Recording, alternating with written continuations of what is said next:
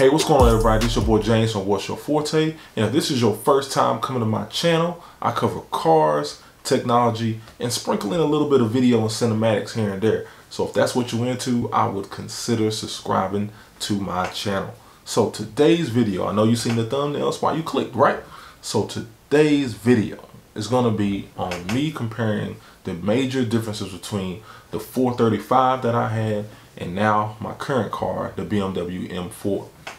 So let's get to it. All right, so I tried my best to break it down into different categories or try to break it down into different parts so I can talk about the major differences, at least that stick out to me. And first, I want to talk about the steering feel. So I will say in a lot of the, I will say everyday type BMWs, like the 335s, the 340s, 435s, 440s, that BMW is a little bit more comfort, everyday driver focused on those builds. So they have a little bit more dampening in them, make the ride a little more comfortable, and also the steering feels a little lackadaisical. I know a lot of people when they move from the like the E90s and they moved to the F series, a lot of the complaints was the steering just wasn't quite the way it used to be. Me, I never owned any E, never driven any of the E model BMWs, so I never had that. I didn't have that to go off of. So I just, when I had my F32 435, I thought the steering was fine. It was a little bit more aggressive. And then since I had the ZHP model, which had a lot of the M Performance parts and software on it, whenever I went into Sport and Sport Plus, the steering changed. I had the adaptive steering, so the steering changed and tightened up as well. So I didn't necessarily have too many qualms as a lot of other enthusiasts had with the steering. Granted, there are some times where you did feel disconnected from the road, and I think that's where they kind of worked on a lot of that, and BMW listened and they kind of fixed a little bit of that when you get to the M4. Definitely the first time I sat down in my M4 and I felt the steering, and I feel just more confident going through the turns. I feel like I can push the car a lot harder, and that's probably I just get a little bit more feedback with the M4. Now, it's not like a go-kart type feedback where you feel every single thing, but there is a definite difference in the feedback I get from the steering wheel in the M4 versus my 435. Now, as far as the steering feel and the steering button layout, is completely the same. The only thing that changed on my M4 versus my 435 is the paddles. The paddles are a little bit more aggressive on the M4 versus just the aluminum plastic paddles you get on the 435. But other than that, the steering wheel feels exactly the same. It's the same M Performance steering wheel that you get in any of the M Sport models, and also any of the M cars that had the F chassis M cars. So pretty much outside of the feel, the actual look and all that didn't really change much at all. All right, so the second thing I want to touch on as far as the differences is the power delivery. What's actually driving the power to the ground? So in my 435, it was a ZF 8-speed transmission. That transmission is wonderful. For everyday driving, if it's going to be your daily driver, your one main car, you cannot complain. And if you do want to turn it up, there are a lot of tuners out there that are actually tuning that transmission to get more aggressive shifts. And for 90% of people, they're not going to have any issue with that transmission. Up shifts and down shifts were adequate. And it definitely can hold a lot of power, and that's why a lot of manufacturers are going with the ZF8. You really can't do bad with the ZF8. I know Audi switched to the ZF8 in a lot of their high performance cars. BMW, I think the M5, the new M5 and the M8 have the ZF8s in those cars as well. So I mean, you really can't go bad with that. Now, I will say, I was thinking myself, I said, man, they can't get much better than the ZF8. And then I drove the M4 with the dual clutch 7-speed, and I was like, man, this thing feels like, I mean, the shifts are just raw. The engagement, you can feel every single thing. It really truly feels like driving a manual. If you ever driven a manual and get into the DCT, you can definitely feel that rawness that you get from the DCT.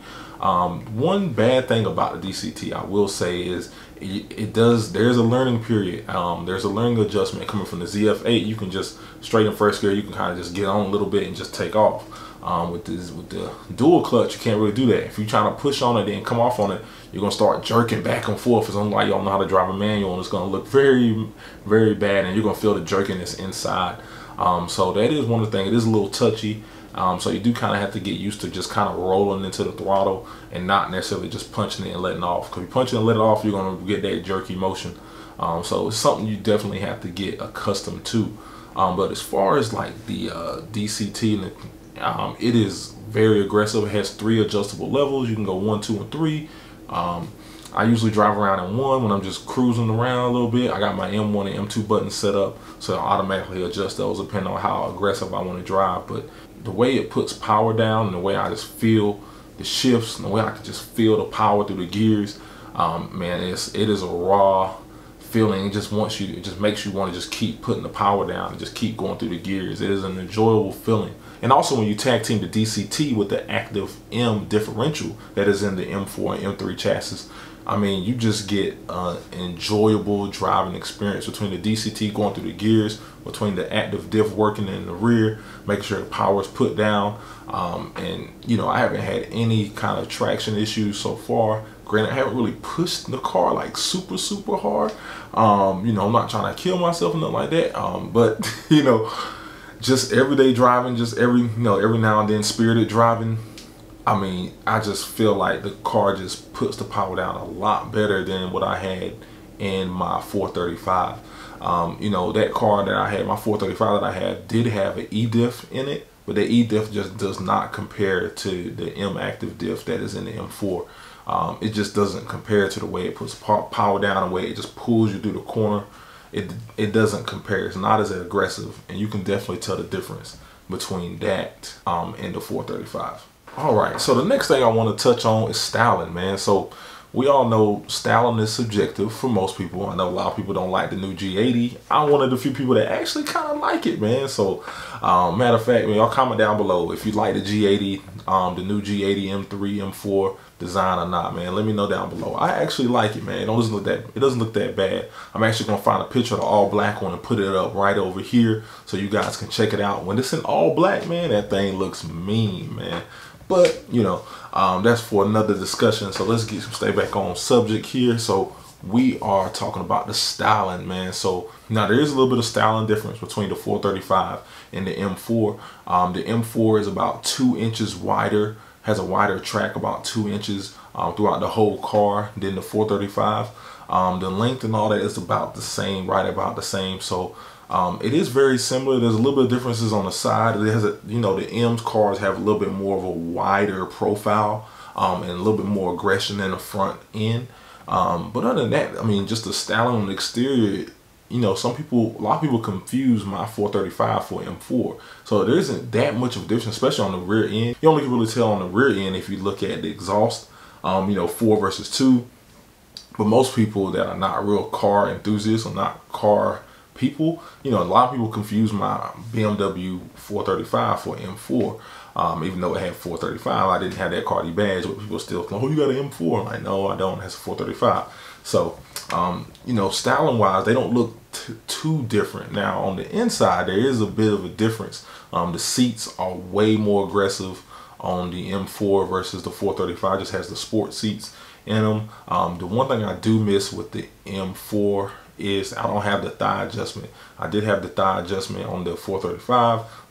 It isn't there on the M4. I did hear that they were bringing that back for the G82 and G80 M3 M4, so that's definitely gonna be welcome for us bigger and taller guys. The thigh support does help on longer trips. When you just drive around town, you don't really notice it, but on those real long trips, I think anything over 2, 3, 4 hours, that thigh support does kick in and helps keep the drive a little bit more comfortable for you.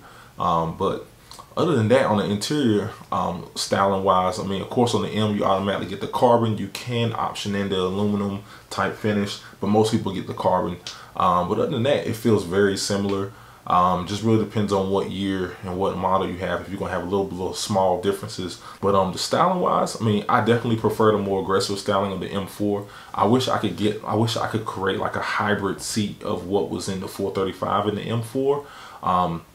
Because I do think the M4 seats, the styling, the bolsters are super aggressive, and it's okay. I did take a long trip, it's about a little over 3.5 hour trip here recently, and I will say after about 3 hours, the seats did get a little uncomfortable. So, you know, if I could build like a hybrid seat between the 435 seats and M4 seats, I would, and that'd be like the perfect seat. And I think that's why kind of what they did with the new G80, M3, M4, based on the pictures and what I've seen of the standard seat. So definitely looking forward to trying those seats out, man.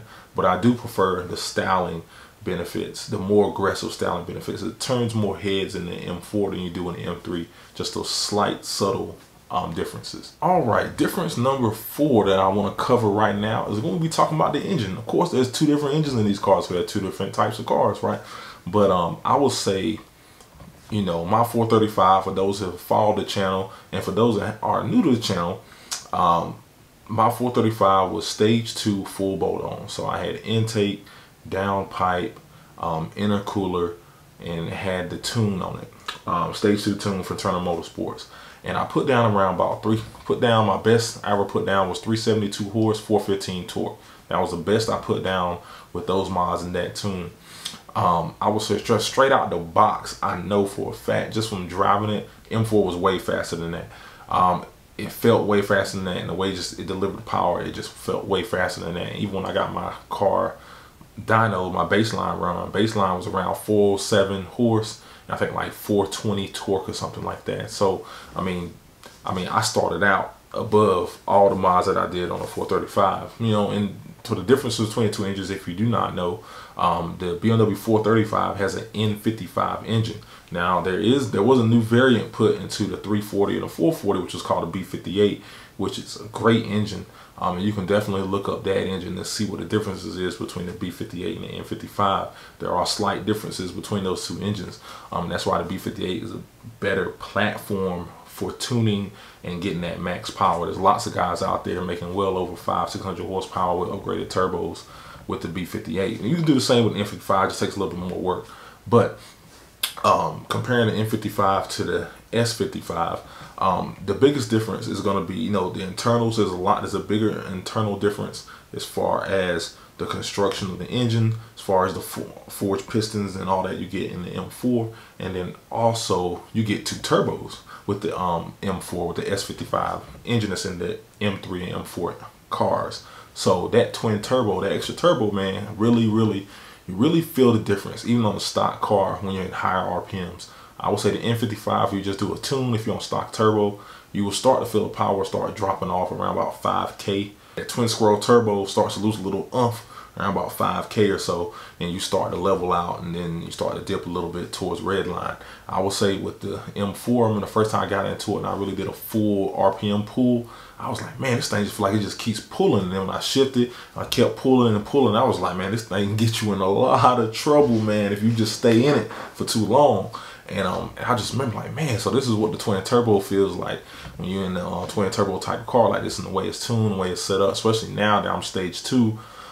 Man, the car just pulls so hard, man. Sometimes it's hard to even get the red line depending on which gear you in, because you be might even be doubling the speed limit depending on where you at, you know. So you definitely don't want to do any of that stuff.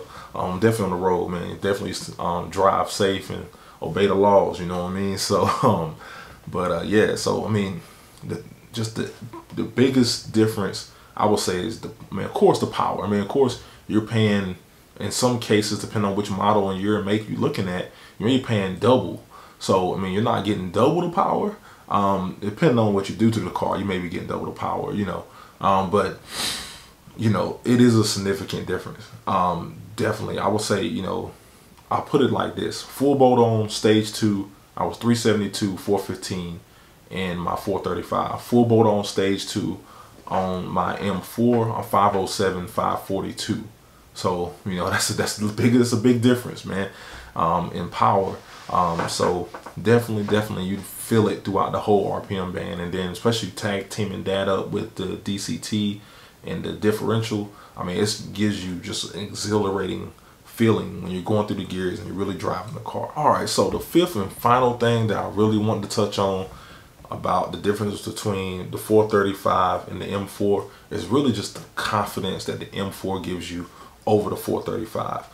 If any of you all have seen my video where I went to the tail of the Dragon in my 435 with the Turn 2 crew, we went up there, and you know, I had a car in Sport Plus, and I was really kind of pushing the car, and the car really just left me feeling unconfident in the tail of the Dragon. Now, some of that, you know, there's a lot of components that go into that. It could be the tires that I had on, maybe it wasn't, maybe it was a little cold, maybe the tires didn't heat up enough, or it could be a lot of different components, but I still just, the steering feel, I really wasn't sure of what was going on with the car, because I wasn't getting a lot of feedback, even in Sport Plus, and the car, you know, was slipping a little bit, and it really didn't give me a lot of confidence and feedback when I did that, or even when I used to take turns going high speed. I just felt still that floatiness in the car that I really just didn't like with the 435. Now, of course, yeah, you can get coilovers and do all that to fix some of that. But I would say the instant I jumped into the M4, I felt like I could take turns way faster. You know, probably 20 to 30 miles per hour faster than I could in the 435. My 435 had the M Sport suspension, that was the adaptive suspension, you know, that would change as you went in from Comfort to Sport Plus, and I still got that same feeling. And when I jumped into the M4, it was total game changer, total difference in the confidence that I had between that, and then, like I already stated, between the transmission and the diff and all that working together with the engine, and just the total package of the M car. It is just so different, man. And I used to hear a lot of people say, hey, when the M cars they just hit different, you know. And I'd be like, man, they can't hit that different. It can't be that different, man. You know, I feel like my 435 was already pretty stout. It can't be that different. Now that I own one and I drive it, and I could, yeah, it's different. There's a difference, man, and it's kind of tough to explain. And hopefully in this video, I've you know, verbalized it very well so y'all can kind of get what I'm saying. But it's very tough to explain unless you drive an M car. It almost feels like you're in like a daily race car, like a race car for the street, somewhat. Granted, it's not the you know, BMW slogan is the ultimate driving machine. I think, to be honest, I think Porsche probably has the best driver focused cars right now. BMW, if y'all want to catch up, if y'all want to build like a driver focused car, I think they can. But I also think they want to sell cars too. If you build that ultimate driver focused car, you know, how much, you know, they have to think about pricing and a lot of different things about how they're going to market that car, and they don't want to cannibalize sales from all the other cars they have out there. So I don't know, you know, I don't know what the market is for a super driver focused car, but you know, hopefully BMW will build us one day. You know, but a lot, they really doing well with the M division so far. We'll see how the new G80 feels on the track once we're able to get our hands on one, once everybody's able to go out there and do reviews on them, because it could be an awesome car that people just don't like the way it looks. So you know, will you want to have great looks in a horrible car, or so looks in a great performing car? You know, sometimes you gotta weigh your differences there and see which one outweighs the other, you know. So one question that a lot of people have asked me since I got the M4 and moved up from the 435 is, do I regret my purchase? You know, and they also were in a similar situation where they were asking, well, should I upgrade? And I said, it really depends on you. One thing I always tell people to look at, if they're looking to upgrade from a 340 or 335 or 440 or 435 to an M car, is one, you got to look at, you know, of course, most people say, well, I can afford a car payment, but that's not also the biggest thing you have to worry about. You have to worry about, if you're going to start modding the car, you want to start making that mod list and see how much that mod list is. Because if you plan on modding the car, you know, of course, that increases the risk of something else happens. We all know the big issue, the big elephant in the room when you're dealing with the M3, M4, F8X series is the crank hub, which I will be doing a video on that very soon about my thoughts on the crank hub and why I have not done the crank hub as of yet. So we'll be doing a video on that, so y'all make sure y'all subscribe and stay tuned for that video coming very soon. But you know, you gotta look at the mod list. If you're gonna mod it, you know, you gotta put wheels on it. These wheels, you can put very aggressive wheels on it, and tires. Look at that price. You know, if you're gonna start modding it, putting carbon pieces on it, look at that price versus how it's house priced on the 435 and the 3 Series and the 4 Series. When you look at all that stuff and you start adding it up and measuring it, it's a lot more expensive. That M tax is real, man. I try to, my buddy Dallas, who just picked up his M4, shout out to him and his channel. He's got a channel on Worthy F30. Make sure to definitely go subscribe to that. But You know, he just picked up a Storl Blue M4, and that thing is sweet. But like I tried to tell him, he was looking for just grills, and he was like, man, why the grills are just so expensive? I said, that M-Tax, man, the M-Tax is real, man. They gonna try to hit you upside the head. You trying to upgrade your car. And then also, if you start going to places, I mean, granted, I have Your Empire, so I don't have to go to too many shops or anything like that. Your Empire takes good care of me. But for other individuals, I mean, I have a shop local to the area or a specialized shop that they go to all the time. You know, that M-Tax is real, man. You start taking it to places, people see you got an M3 or M4, they gonna see money signs, they gonna start hitting you upside the head to do any simple task if you're not comfortable doing it yourself. So those are things you really have to consider when you're talking about getting an M3, M4, moving up from the 3 and 4 series. Also, your insurance is gonna go up. My insurance went up about 20 bucks a month when moving from the 435 to the M4. So that's all things you have to take in consideration when you're talking about doing an upgrade. So yeah, man, I mean, the total cost of ownership is real too. So I will say one last thing before I go. Gas mileage. Now, my gas mileage I was getting from I'm gonna compare the gas mileage from my car being full boat on stage 2 tune to where it's at now with my current M4. So I would say the gas mileage is about the same, which is kind of shocking. I just did a road trip. I posting a picture right here of the miles per gallon I was getting in my M4, and I was getting around 28, man. 28 miles per gallon on the highway. The car's only rated 24 from the factory, if I'm not mistaken. So I was getting 28 on the highway, man. And I wasn't, you know, driving the speed limit, so to speak. And I was still getting 28 miles per gallon. I was kind of shocked myself. Now, I was straight highway driving the whole way, but still 28 miles per gallon, you know, almost 600 horsepower crank car is impressive. And I wasn't even really getting, I wasn't even really getting that in my 435. Like, most of the time, you know, I was getting around about anywhere from 25 to 26 or 27 once I tuned it on the highway with that. So not sure. And I had 8 speeds versus 7 speeds, so not sure what's really going on. But I was really, I mean, I appreciate it. I'll take the 28 miles per gallon on the highway. I will take that any day of the week, man. That's all, man. That's all I really want to say today, man. If you made it to this far in the video, I really appreciate you sticking around and hanging out with me today. Definitely like, subscribe if you haven't already. Hit that notification bell so you know when I'm dropping some more fire videos, man. And that's it, man. That's the video, man. And I don't even know if, did I answer the question? No, I do not regret my purchase of the M4. I do not regret my upgrade from the 435 to the M4. Do not regret it one bit, man. It's been a delightful experience so far, man. So that's it. That's the video. And I appreciate y'all watching, man. I'll holler at y'all later. Peace.